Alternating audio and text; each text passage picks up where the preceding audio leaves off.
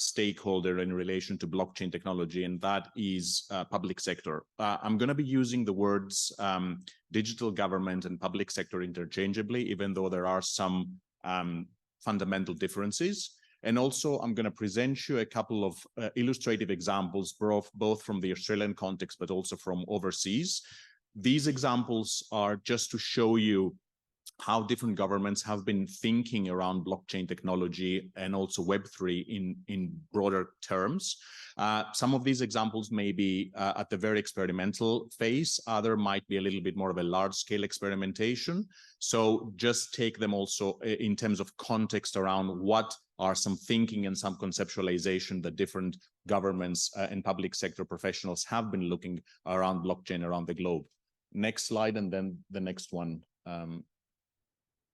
Yeah, the next one. So basically, as I said, we're going to talk a little bit about some use cases, some challenges and obstacles in relation to adopting blockchain technology.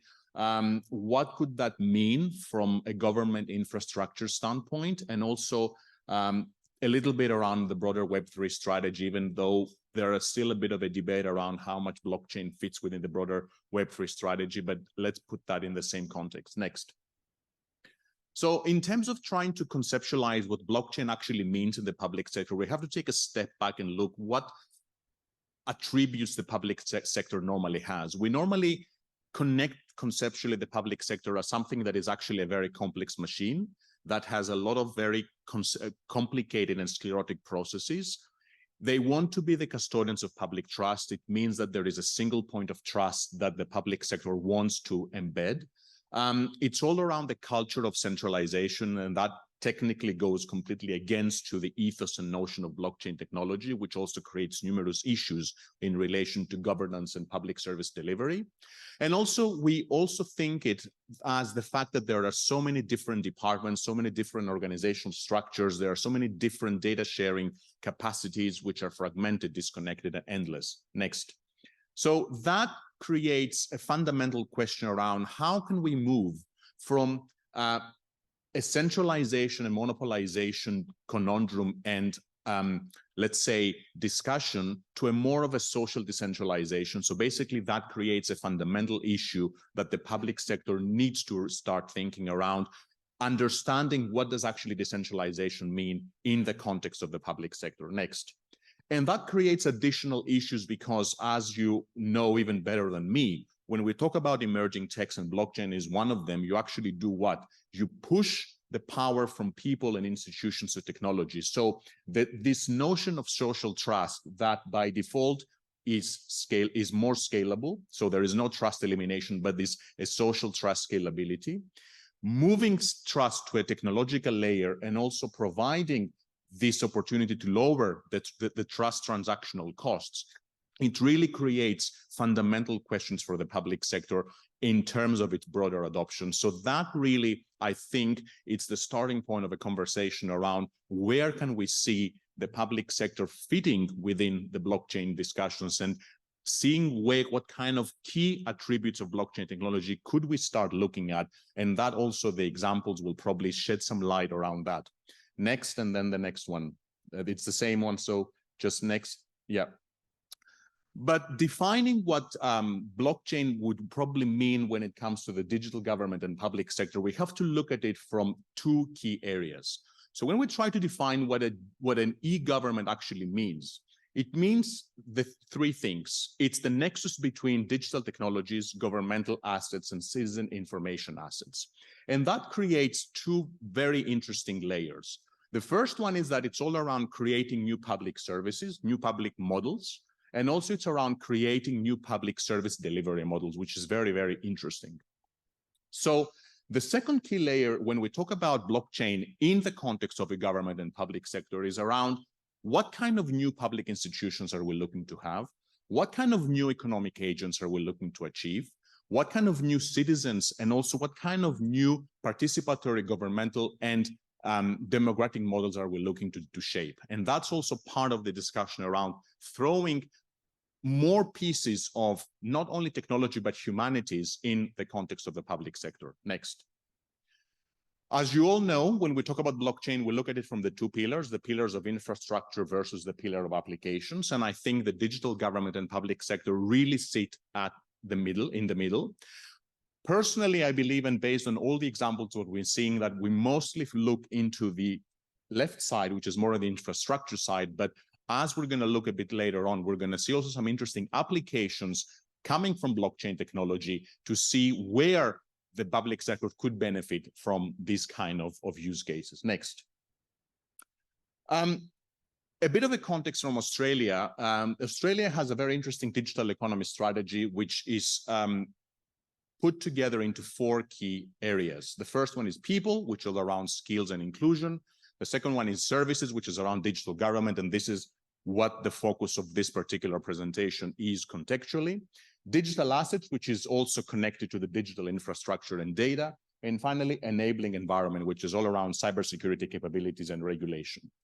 And I think why this is important to think about it is because creating the digital government is something that requires strategy, requires broader consensus around what the digital government means and what are the key attributes of this kind of new era of digital public sector. Next. Of course, this requires technologies, and as you probably can see, blockchain together with artificial intelligence, quantum computing, and Internet of Things are the 4 drivers from a technological layer that the Australian government has been looking to position further. And this is where the Australian digital economy has been focusing on. And as you probably know much better than me, again, you need a consensus around how all these technologies have interoperable bridges, how they work together, and what kind of interdependencies they bring forward. Next. Some areas of transformational innovation based on research, based on current literature, we see 5 key pillars. Mainly, we see examples in relation to proof of ownership and transfers. And also what the examples are going to show that there is a lot of potential applications in that area. Self-executing contracts coming from the foundation of smart contracts is a second key pillar. Social benefits management, that's a very massive topic for the public sector around how do you actually better use people's money for social good. Validation of documents, and that's a massive barrier that the public sector has been faced with in terms of the single point of trust, the single point of verification. And finally, patent protection. We see some interesting examples there as well. Next. Going a bit broader, and that also comes again from academic literature, comes from consulting, but also comes from current cases we see around the globe. Digital identity is a massive topic, which, as you probably know, that it's a very important one to actually understand what identity means and how can we have verifiable credentials. Supply chain, we see provenance aspects, traceability, inventory management is a very interesting one. Administration, all around the paperless processes, records, and so on. Data protection, that's a very big one. Taxation, fraud prevention in particular, payroll tax, collection of tax. These are some interesting use cases that different governments around the globe have been experimenting with. Registries, that's a really, really interesting use case. And we see also a few examples, which I'm going to share later on. Public procurement, especially when it comes to vendor management. Voting systems in election, we see an example here in Australia that blockchain has been used for that particular purpose. Healthcare, especially when it comes to drug supply, tracking vaccinations, and so on.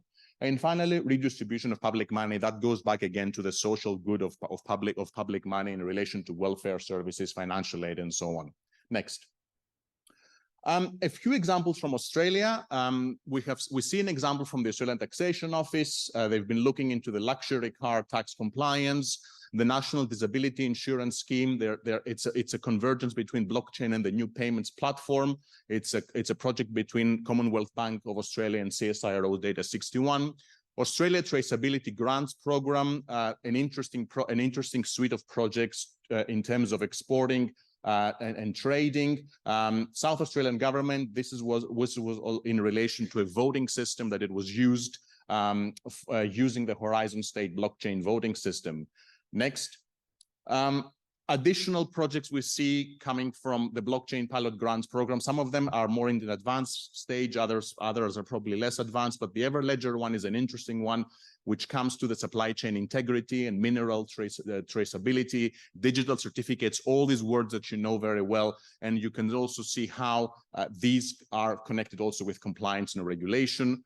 Convergence.tech, it's another project funded by the Blockchain Pilots Grant Program. This is in relation to alcohol tax duties, lowering compliance cost. Again, it's an interesting one to see conceptually how these different projects are thinking about it.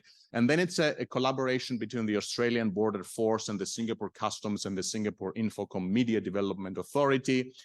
This is part of the Australian-Singapore Digital Economy Agreement, where they're looking into the development of an intergovernmental ledger, which is all around intergovernment document exchange.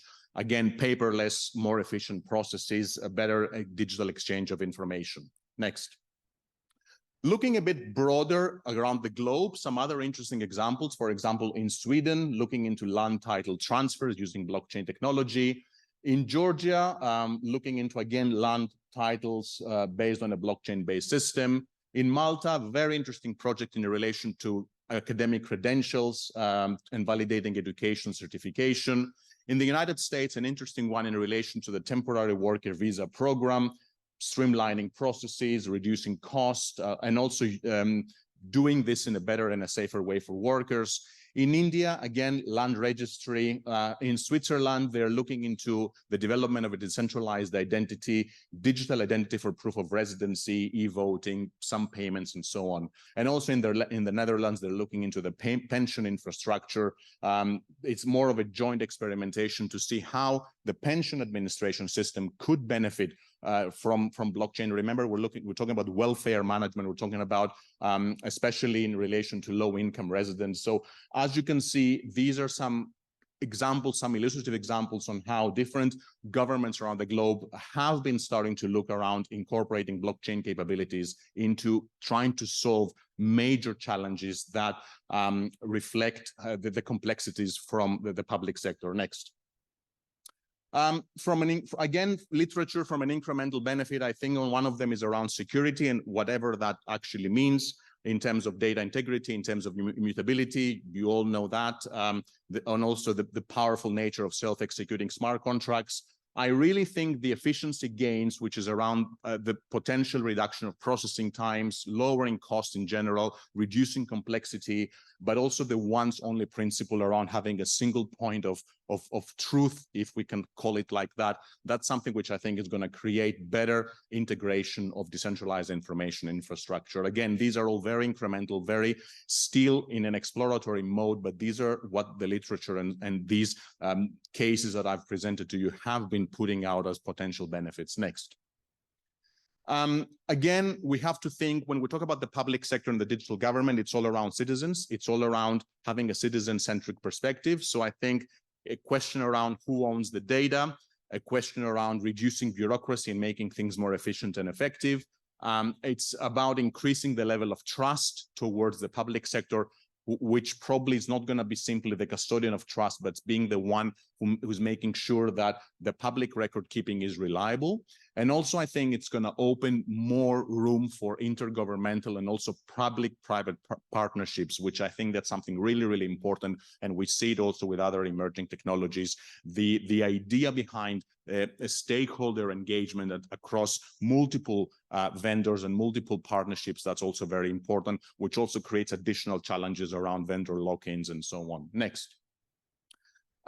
A favorite topic of mine, sustainability, ESG, potential convergence here in relation to tracking of carbon credits, fuel management, that's an interesting one, combating counterfeit drugs, especially nowadays, improving corporate governance, and that goes a bit into the governance discussion around what kind of governance models are we looking at to build, and also data protection in general, which is something that also the public sector has been faced quite a lot with. Next.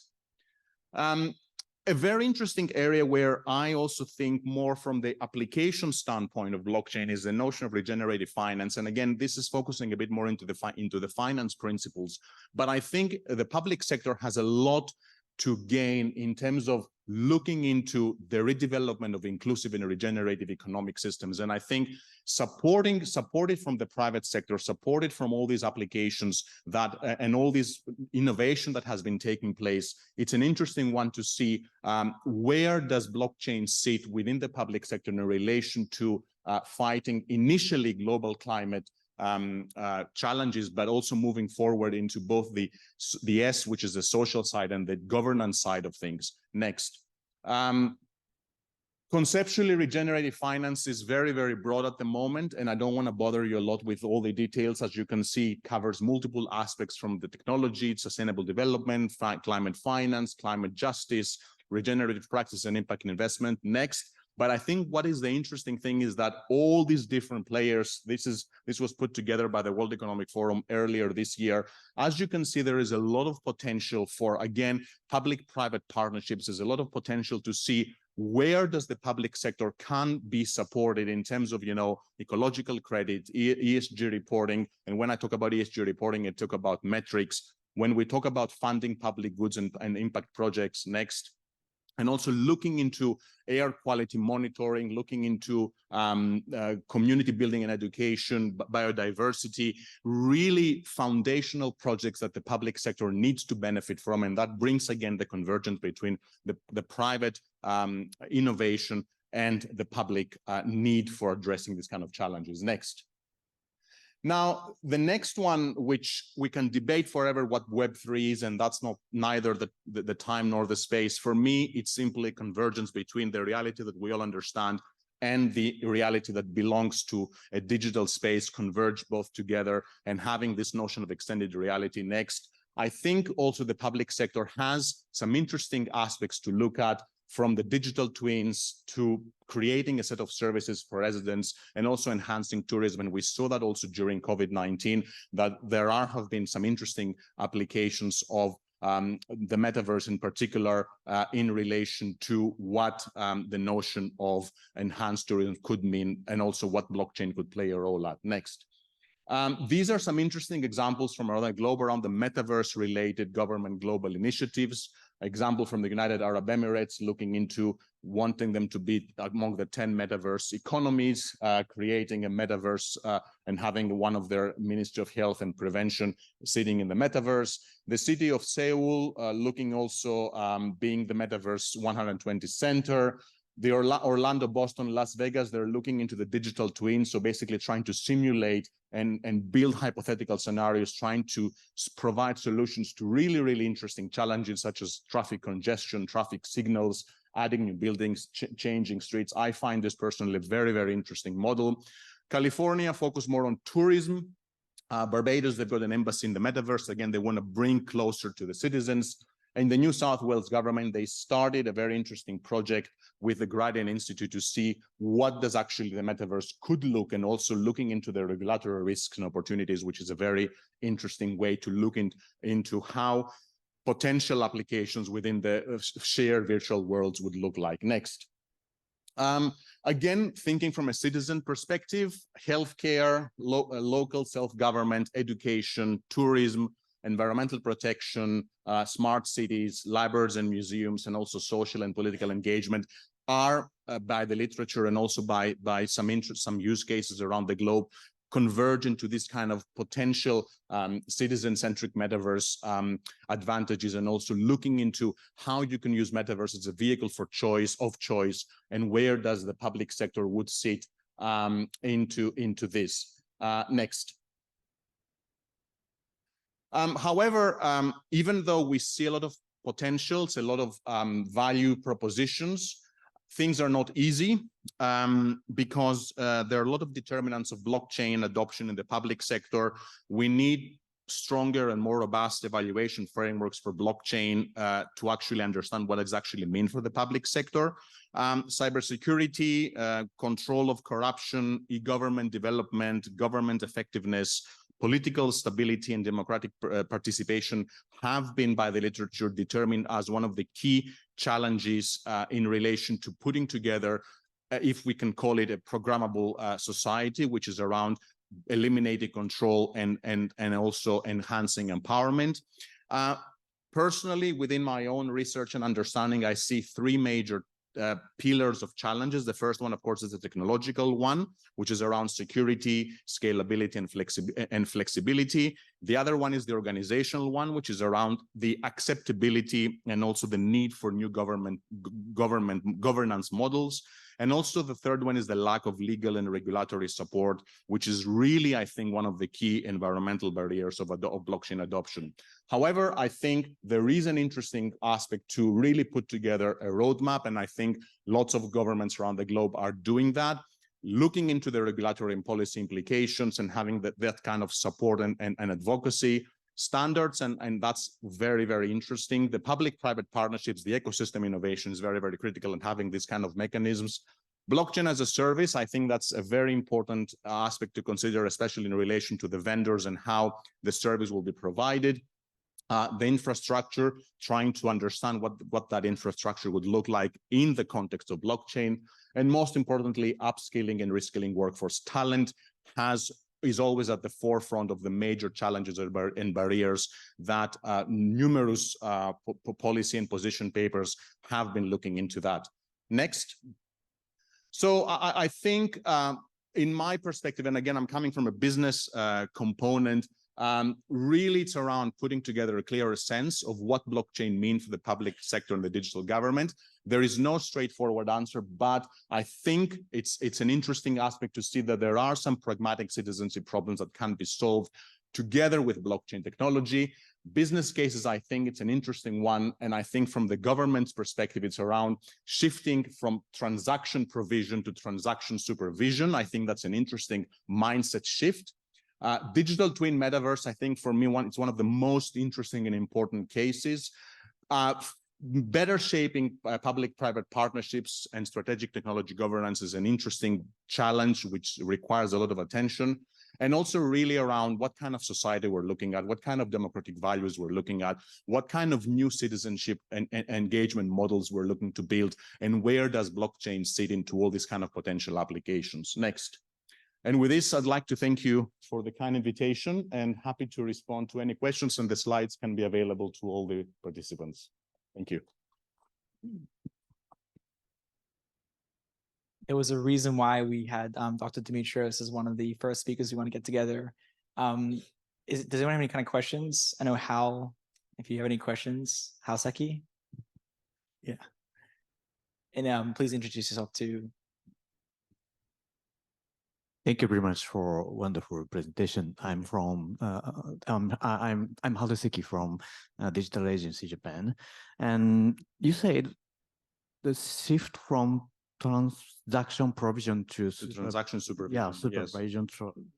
What does it mean? What does this mean is basically probably the way to rethink about digital government is not only being the ones who actually deliver the service, but actually being the ones who ensure that the service is delivered in the best possible way, leveraging blockchain and other types of emerging technology capabilities. So not being the ones who actually deliver, so moving away from the delivery standpoint, but making sure that they've got the oversight. That's, I think, where the new, let's say, discourse comes into where the role of public sector would fit in.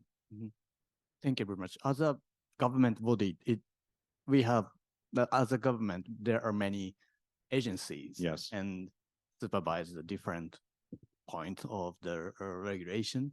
So how do you think to facilitate the discussion between the agencies? Yeah, well, that's a $1 million question. I think it all starts with a roadmap. It's also with a consensus of what is it that the government wants to do, what is it that the understanding around blockchain and emerging tech is, and also who is the one who's supervising the process, because this is an interesting process, putting together a proper roadmap with specific KPIs, with specific deliverables, and to understanding on who is synchronizing and orchestrating all these agencies, who is doing what, and also where do you start. And in my opinion and in my research, you start very small, you start with pilots, but there has to be some sort of a consensus around what is it that you wish to achieve. You simply don't throw technology into any kind of applications, because as you probably already know, these things don't work like that. So you need a proper business case, but I think you need a proper citizen-centric approach in terms of how do you want to redefine what the digital government means. And digital government culturally, contextually, conceptually means different things to different people. So a digital government in Japan, I assume, might be completely different to what a digital government in Australia might look like, or in India, or in Europe. Thanks. It makes sense.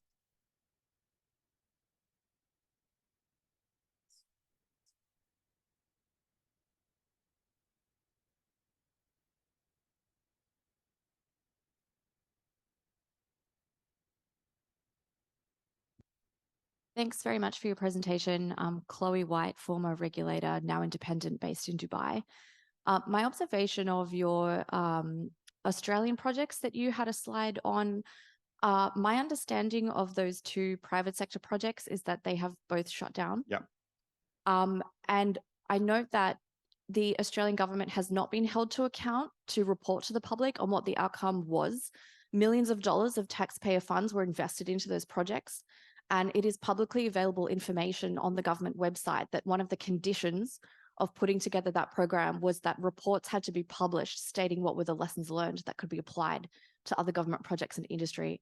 So I just want to state for the record that in addition to that particular program, in fact, the government has not released any of the research reports that about 70 or 80 industry volunteers spent their time contributing towards on various blockchain use cases. So this is something that I think has been let slide.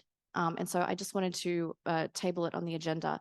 I think that a good future follow-up to the presentation that you delivered today would be looking at what have been some of the success stories from public sector agencies, because I note that there have been some really fantastic examples in particular countries and jurisdictions of implementing blockchain technology, but there seems to be a very wide gap between the leaders and everybody else. And so some kind of investigation or explanation into why success stories are not being copied and not creating inspiration in other countries is something that I think is interesting to address. Thanks again. Yeah, you're opening up a very, very big topic. And I know you, Steve, other people have been so much instrumentally involved in putting that blockchain roadmap, which nothing has actually happened over the past couple of years. And without going into any kind of political discussion, that's really, really, I wouldn't say only disappointing, but disturbing. So I totally agree with you. I don't know if there is a matter of goodwill. I don't know if it's a matter of, you know,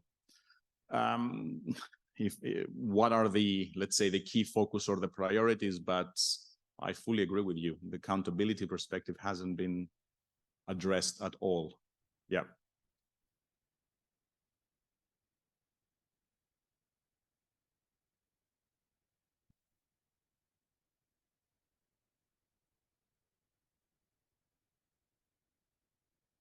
Thank you very much for your fantastic presentation. Okay.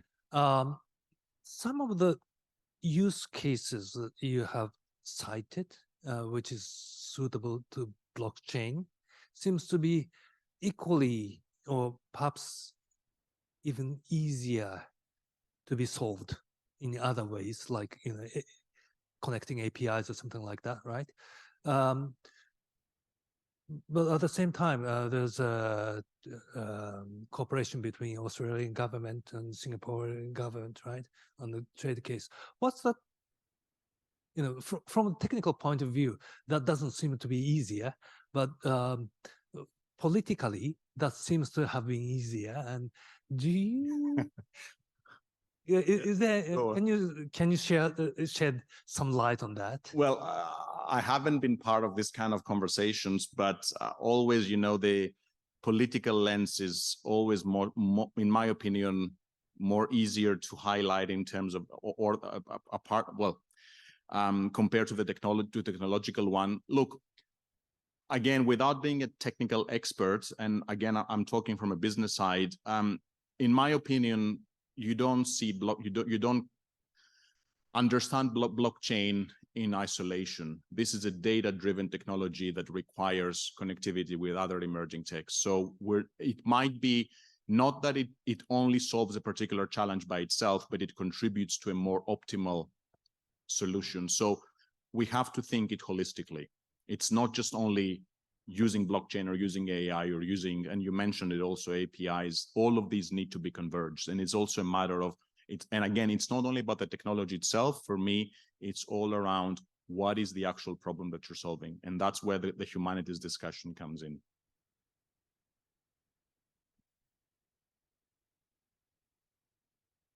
Thank you. Thank you for having me. All right, that was absolutely amazing. It was one of the first discussions and keynotes that we wanted to actually bring for this entire Block 9. And it's a rare time to actually talk about the ecosystem that's required just for e-governments. And as we all try to go to the same, as I call, a communication layer, that also requires the government to partake in this too. So it's amazing. So thank you again.